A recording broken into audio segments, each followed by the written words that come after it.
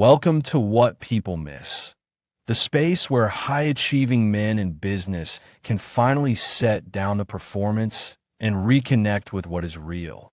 I am Cordelia Gaffer, and I work with professionally successful, socially respected men, corporate leaders and founders who are physically and mentally exhausted, helping them regain strength, confidence, and self-respect without shame, judgment, or emotional overwhelm.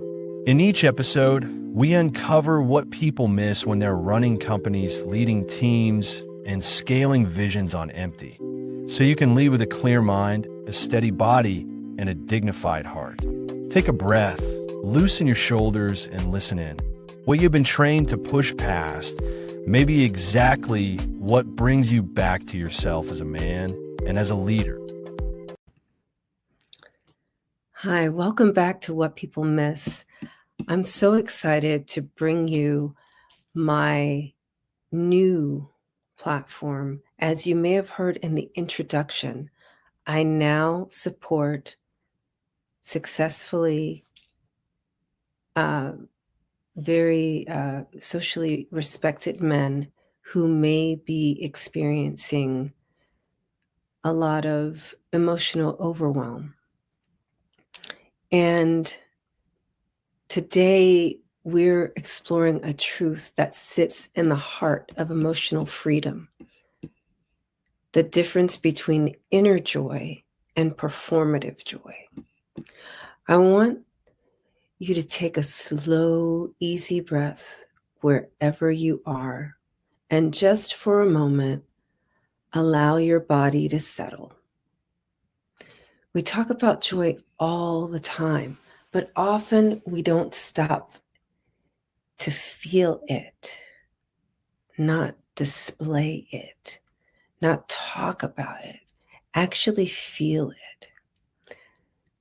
So in this moment, as you're being still in your body, this is where the real exploration begins. In our world, joy is often presented as a performance. You've seen it, the carefully arranged smiles, the good vibes only hashtags, the upbeat messages that almost demand happiness. Performative joy says, if I look happy, then I am happy. But there's a quiet ache behind those smiles, right? You see it, don't you? I remember a time in my life when I was always on, running my business, showing up for my family, creating content that looked bright and polished. You may remember if you've been following me for a couple of years. People told me I was radiant, but inside, mostly, I was exhausted. What I was really performing was survival, not joy. My joy had become something I curated for others, not something I curated for myself. So in this recent season, I have leaned more into my inner joy. And you may be thinking like, why is she so quiet? Why isn't she more expressive if she's the ultimate joy goddess?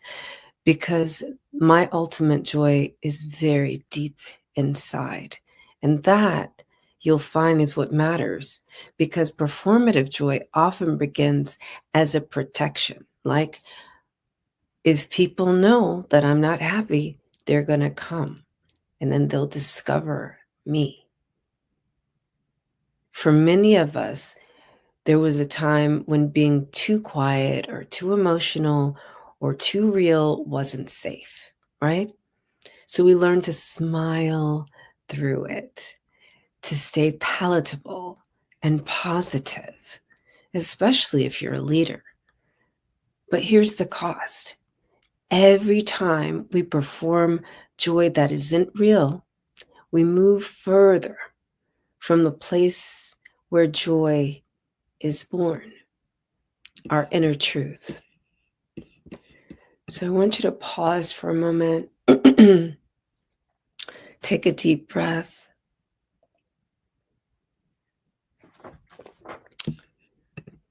and let's just sit here for a moment and really breathe deeply.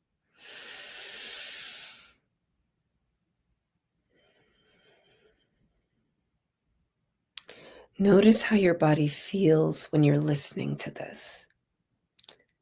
Now think about a recent moment when you smiled or said, "I'm fine," even though part of you wasn't.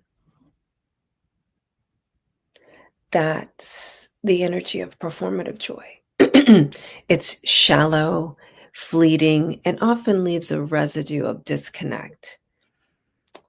Awareness, what we just did, where I invited you to stop and breathe deeply. This is awareness. It's the first step towards reclaiming authentic joy. When we notice that tension between what we show and what we feel, we open a door, not to judgment, but to compassion. You see, the nature of inner joy, like what is it? It's mostly presence. It's that deep exhale when you no longer need to prove anything. You know it by how it feels, like grounded, quiet, stable, like an inner hum beneath all the noise. It's not loud, doesn't chase validation, it simply abides. Inner joy is found in the pauses between accomplishments and laughter that bubbles up without reason, and in the stillness after tears stop flowing. It's the space where your heart whispers, "I'm okay, even now." I like to think of inner joy as sunlight behind the clouds. Even when storms roll through, grief, doubt, anger, the light isn't gone. It's waiting for a space to shine again. When we connect with ourselves honestly, we begin to feel that warmth returning. But how are we losing connection in the first place? The tricky thing is most of us are taught to separate from authenticity and separate from our joy. Society tells us to smile for photos, to keep a positive mindset, to be high energy, even when life feels heavy. But that conditioning dulls our emotional intelligence. And when we become tunnel vision and we can't see even ourselves, it teaches us to value the optics of joy over the experience of it. And this disconnection shows up everywhere, in relationships, at work, even in self-care. And that's the core of my message. I want you to deeply, unabashedly nurture yourself. We might meditate or journal, not to connect with ourselves, but to look like someone who has it together, right? I did my 5 minutes of journaling this morning, right? I meditated for 1 minute. That's performative joy in disguise. True reconnecting with inner joy looks like bringing our energy back into alignment, softening into what's true. Here are a few gentle ways you can begin reconnecting to your inner joy, okay? Speaking of performative joy, I don't want this podcast to be a performance, but an opportunity for you to reset for 10 minutes. So first, allow all your emotions to exist. Be with them. Joy doesn't exclude sadness or anger. It includes them. When you honor your whole emotional landscape, joy becomes real and grounded. Second, listen to your body's cues. Your body often knows the truth before your mind catches up. Maybe it tightens when you fake a smile, right? So smile right now. How's that feeling? Does it feel tight, or do you just light up? Inner joy communicates through the body, not the ego. Third, find small embodiment moments of pleasure that belong to you alone. A warm cup of tea in silence, stretching in the morning light, breathing slowly with your hand on your heart. These moments don't perform for anyone, they nurture you. And lastly, cultivate curiosity instead of control. When joy arises, ask yourself, what does this sensation feel like? Where does it live in my body? The more you get familiar with the texture of your real joy, the easier it is to recognize. And it's easier to recognize when you're performing and not feeling. So, a short guided reflection. Let's do something simple together. I want this to be interactive. So, whenever you're listening to my podcast, make sure you're not driving, but maybe just taking 10 minutes or 15 minutes at your desk. So, close your eyes if you can, or soften your gaze. Take a full breath in. Exhale slowly. Now recall a memory, a time you felt authentically joyful. Doesn't have to be dramatic. Maybe you were dancing, laughing, or just feeling seen by someone who cared. Notice what happens inside you as you remember this moment. There's probably a warmth, a sense of connection or ease. That is the essence of inner joy. It's not performance, it's presence. You can return to that feeling anytime because it lives in you, not outside of you. Performative joy fades when the spotlight turns off. Inner joy glows even in the darkness. You may regain your gaze or softly open your eyes. So here's the beautiful secret.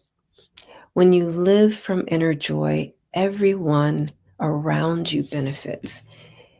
It naturally radiates. People feel safer, more relaxed, because your sense of authenticity, your joy gives permission for others to emerge too. And that's so important if you're a leader. When you're at ease, everyone else is at ease. When you're at ease, people want to serve you, and you want to be in service to people. Inner joy becomes a kind of quiet leadership. It says, you don't have to fake it here. And that's so powerful, especially in a world still healing from the pressure of constant positivity. I've seen clients shift entire family dynamics just by embodying this truth. When they stopped performing happiness and started claiming inner peace, relationships deepened and trust blossomed, not because everyone became cheerful, but because they became real. As we close today, I want to leave you with a question. When was the last time you experienced joy that wasn't meant to be seen? The kind that no one clapped for, no one photographed, yet it filled you completely. Maybe it was a quiet walk, a belly laugh with a friend, or a moment when you simply exhaled and thought, I'm at home in myself. That's inner joy. And it's available to you every moment you stop performing and start being. So as you move through this week, I invite you to notice where your joy shows up and whether it's serving your truth, or your image? Ask yourself, what would it feel like if my joy didn't need to please anyone? Thank you for joining me for this reflection on what people miss. If this episode touched you, share it with someone who may be ready to move from performing joy to embodying it. And as always, keep savoring your life, not staging it. Until next time, I'm Cordelia Gaffar, reminding you that your inner joy is your birthright, and it begins with honest presence. Thank you for listening to What People Miss with Cordelia Gaffar, the ultimate joy goddess. She is the CEO of Workout Around My Day Inc., an award-winning podcast host, author, and embodiment guide who helps professionally successful, socially respected men, especially corporate leaders and founders, who are physically and mentally exhausted to regain strength, confidence, and self-respect without shame, judgment, or emotional overwhelm. Emotional overwhelm may feel like you are merely surviving, are ready to savor life, even in the midst of grief, transition, and rage? As we close today's episode, take a deep breath and dive into the oceans of your mind. Imagine your life only choosing joy and pleasure. Yes, you deserve to be fulfilled. What does that joy smell like, and how does it feel in your body? The ultimate confidence guide for men over 50 to 14 days to looking, feeling, and performing better than you have in decades. This is a self-guided experience to create more confidence, resilience, joy, and virility. Click the link in the description and stay tuned and learn more at CordeliaGaffar.com.